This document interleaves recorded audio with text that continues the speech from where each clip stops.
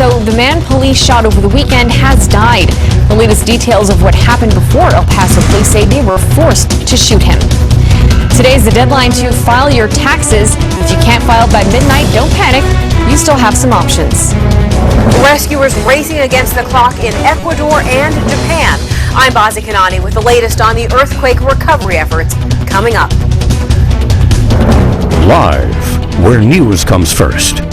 From the Mesilla Valley and Las Cruces to El Paso and the borderland. This is ABC7's Good Morning El Paso.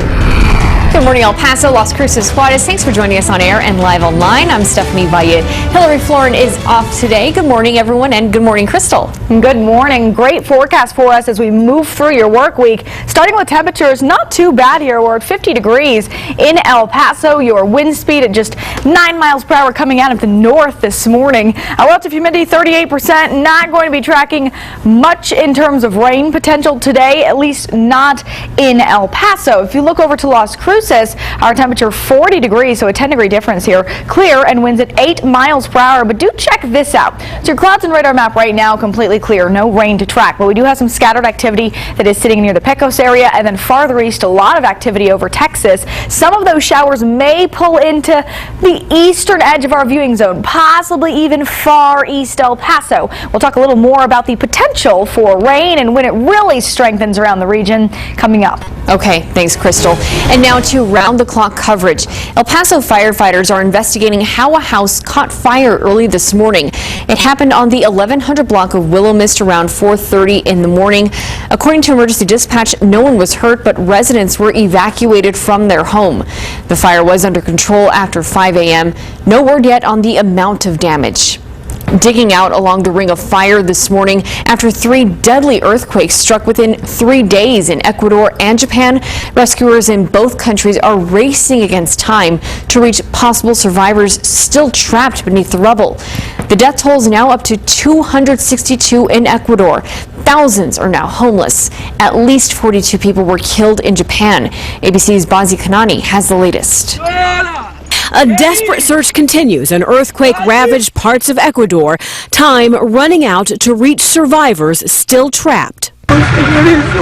My little nephew was inside, this woman cries as rescuers nearby pull bodies from collapsed homes, businesses, and here, a hospital in ruins. The powerful 7.8 quake struck Saturday night, 110 miles west of the country's capital. The biggest tragedy in the last 67 years, says Ecuador's president. The death toll now above 260 and rising. But miracles still possible. Here, police reached a young girl beneath the piles of crumbled concrete. This rescuer explains the woman they're trying to save is stuck from the waist down. And another rush to help 4,000 miles across the Pacific in Japan, where twin earthquakes killed at least 40. Collapsed roads and bridges slowing the effort to reach victims desperate for food, water, and medicine.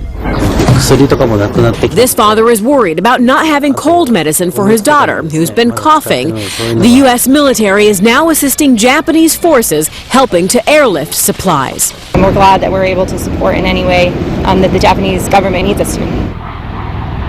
The earthquakes in Japan have disrupted the country's auto manufacturing business. Both Toyota and Honda have suspended operations at factories in the affected areas. Bazi Kanani, ABC News, Washington. Happening today, Oscar Pistorius is due to appear before the High Court in Pretoria. This is filed video of the courthouse. Local media reporting that his sentencing hearing is expected to be held in June. The former athlete killed his girlfriend, Reva Steenkamp, on Valentine's Day in 2013.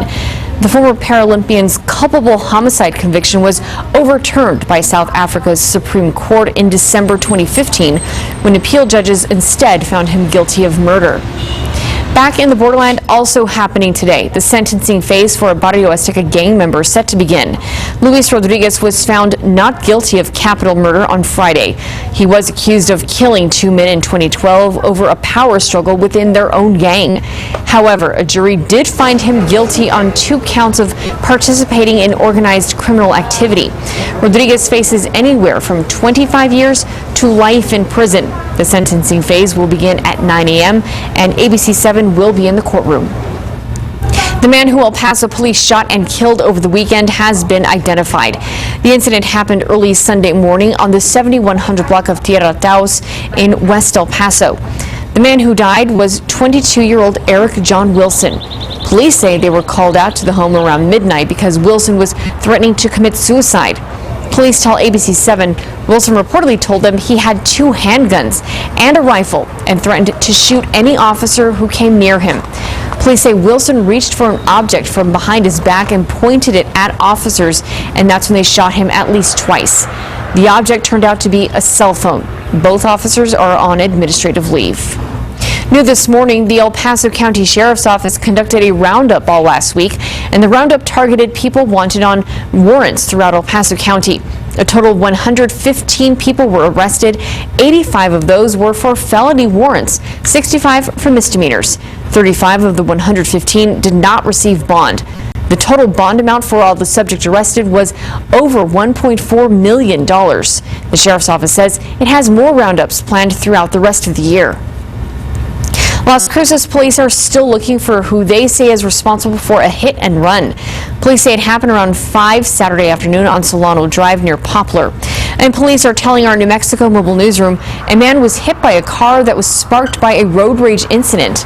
The man was taken to UMC with non-life-threatening injuries. Time's running out to file your taxes. The deadline is at midnight, or you can request an extension to avoid a penalty. Good morning, El Paso's Denise Olivas is live with some tips you can use. Hi, Denise. Good morning, Stephanie. The deadline normally falls on April 15th, but a legal holiday in Washington pushed it back. The IRS estimates it will receive 13.5 million requests for extensions. And even with 3 extra days for tax preparation, millions will not make tonight's midnight deadline. And you don't need to panic because you do have some options. Filing a return is your best option, but if you owe money, pay as much as you can. You should still file on time to avoid penalties and interest charges. You can also apply for an installment plan. If you are not ready to file by today, you can get an extension for 6 months, but you will still have to give a payment. And this week, the IRS will be a hot topic for Congress. The House plans to vote on 6 bills to hold the IRS more accountable, including cracking down on the estimated 1,600 IRS employees who have failed to pay their own taxes. And right now on KVIA.com, what are your rights as a taxpayer? You can find that information in our links mentioned section. Back to you. All right, Denise, thank you. And now we're going to send things over to Crystal Clyde, just 7 minutes past the hour. We're talking about our forecast. Hi, Crystal. Hi, and good morning, everyone. Happy Monday. Starting out your work week. Maybe you're a little sleepy right now. So here is the review for you for your work week. Starting with today, we're actually going to see mid-70s for your Monday. Should be gorgeous outside later today. I'm already planning the dog walk once I get off work this afternoon. Then warming to the 80s as we move forward throughout your work week. In fact, it's going to get a bit toasty by midweek. And then as we move into the end of your work week, rain chances are ahead for us. We'll look at that coming up in just about 10 minutes. But right now I want to show you your planner for today. At noon already at 66, and by 4 o'clock your forecast high is 76 degrees. Also some light to breezy winds, but not looking at a chance of rain unless you're in that far east El Paso edge, more so into Hudspeth County, where we do have an isolated chance of some spotty showers. More on that coming up. Okay, thank you, Crystal.